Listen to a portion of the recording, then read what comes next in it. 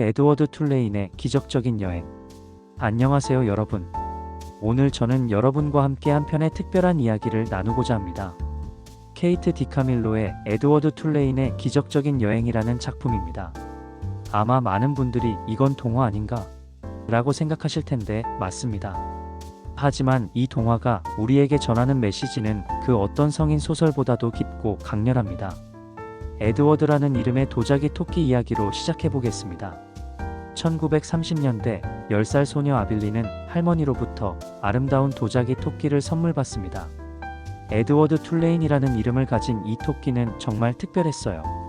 비싼 실크 옷을 입고 금시계를 차고 완벽하게 조각된 얼굴을 가진, 마치 우리 중 일부가 젊은 시절 자신을 바라보던 그 시선과 닮아 있었죠. 아빌리는 에드워드를 깊이 사랑했습니다.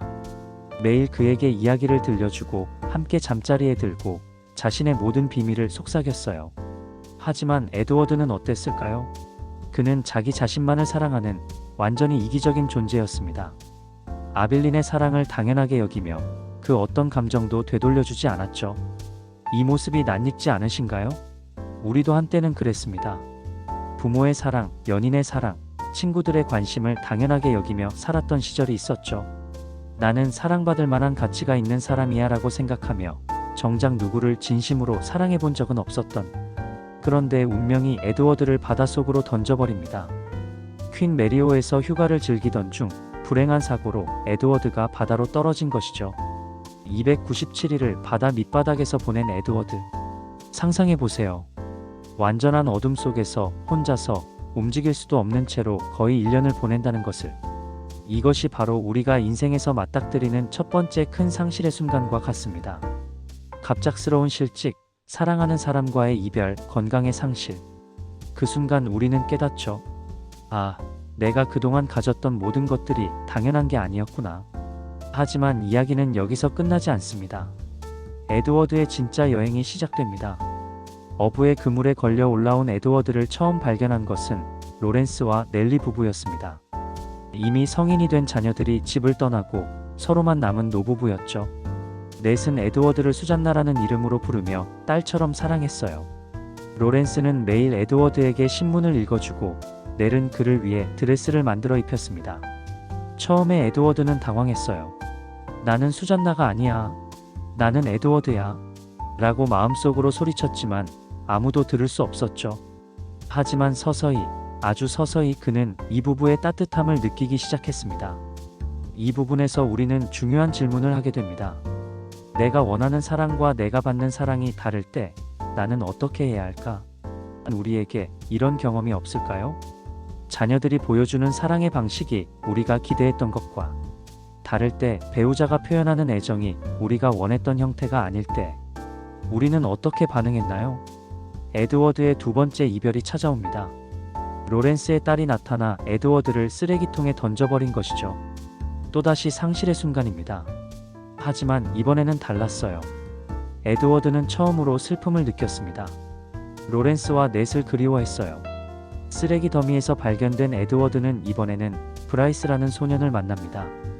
브라이스는 여동생 세라, 루스와 함께 노숙자로 살고 있었어요. 세라 루스는 중병에 걸린 아이였는데 에드워드를 만나자마자 마론이라는 이름을 지어주며 깊은 애정을 보였습니다. 여기서 에드워드는 또 다른 형태의 사랑을 경험합니다. 조건 없는 순수한 사랑이었어요. 세라 루스는 아무것도 바라지 않았습니다. 그저 에드워드가 곁에 있어주는 것만으로 행복해했죠. 우리 인생에서 가장 순수한 사랑은 언제 경험했을까요? 아마도 우리 자녀들이 아주 어렸을 때 그들이 아무런 조건 없이 우리를 바라보던 그 눈빛에서 느꼈을 것입니다. 혹은 반대로 우리가 연로하신 부모님을 바라보며 느끼는 그 애틋함에서 말이죠. 그런데 세라 루스가 죽습니다. 에드워드는 세라 루스와 함께하고 싶어 했지만 그가 사랑했던 사람들이 그를 살아야 한다고 설득했습니다. 이 장면에서 우리는 사랑의 가장 아픈 면을 마주합니다.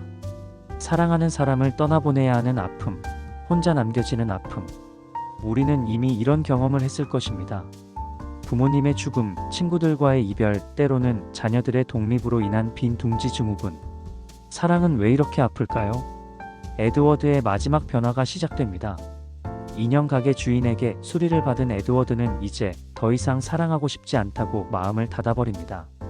사랑하면 잃어버리게 되니까 아프니까. 하지만 현명한 인형 할머니가 그에게 말합니다.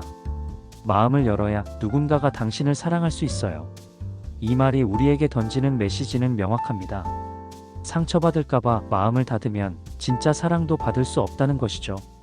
우리는 살아오면서 얼마나 많은 상처를 받았나요? 배신당하고 실망하고 외면당하면서.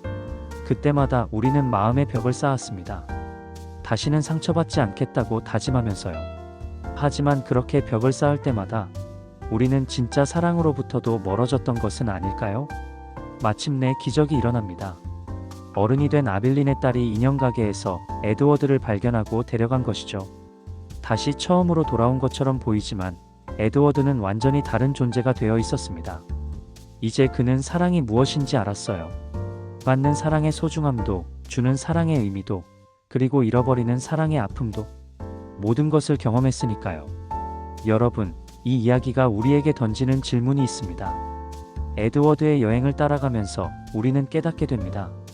사랑할 의도도 사랑받을 의도도 없다면 모든 여행은 의미가 없다는 작가의 메시지를 말이죠. 우리의 인생도 에드워드의 여행과 비슷하지 않았나요? 젊은 시절에는 사랑받는 것을 당연하게 여겼고 중년이 되어서는 여러 번의 상실과 배신을 경험했으며 이제는 진짜 사랑이 무엇인지 조금씩 알아가고 있습니다. 사랑한다는 것은 상대방의 필요에 응답하는 것입니다. 에드워드가 로렌스 부부에게는 딸이 되어주고 세라 루스에게는 위로가 되어주었던 것처럼 우리도 때로는 자녀에게는 든든한 버팀목이 되어주고 부모에게는 효자가 되어주고 배우자에게는 평생의 동반자가 되어주는 것이죠. 하지만 사랑에는 대가가 따릅니다. 에드워드가 매번 사랑하는 사람들을 잃어버렸듯이 우리도 사랑하면 언젠가는 이별해야 합니다.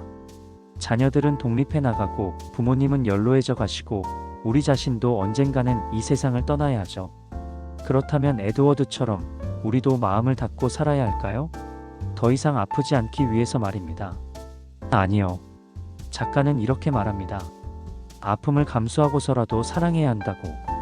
왜냐하면 사랑하고 사랑받는 것이 진정으로 살아있다는 것의 가장 중요한 부분이기 때문입니다. 마지막으로 여러분께 묻고 싶습니다. 에드워드의 이야기를 들으면서 우리는 자연스럽게 이런 질문에 도달하게 됩니다. 사랑은 왜 아픔을 동반하는가? 아마도 그 답은 이런 것이 아닐까요? 진짜 사랑은 자신을 내어주는 것이기 때문입니다. 자신의 안전지대를 벗어나 상대방을 위해 자신을 열어놓는 것이기 때문이죠. 그 과정에서 우리는 상처받을 수밖에 없어요. 하지만 그 상처를 통해서만 우리는 비로소 진짜 인간이 될 수 있습니다. 에드워드가 바다 밑바닥에서 쓰레기 더미에서 병든 아이의 품에서 배운 것이 바로 이것이었습니다. 아픔 없는 사랑은 진짜 사랑이 아니라는 것을. 우리에게 이 메시지가 특히 깊이 와닿는 이유는 우리가 이미 충분히 아파봤기 때문일 것입니다. 그리고 그 아픔 속에서도 여전히 사랑하고 있기 때문이겠죠. 여러분의 에드워드는 누구인가요? 그리고 여러분에게 에드워드가 되어달라고 하는 사람은 누구인가요? 오늘 이 시간이 여러분에게 작은 기적의 시작이 되기를 바랍니다. 감사합니다.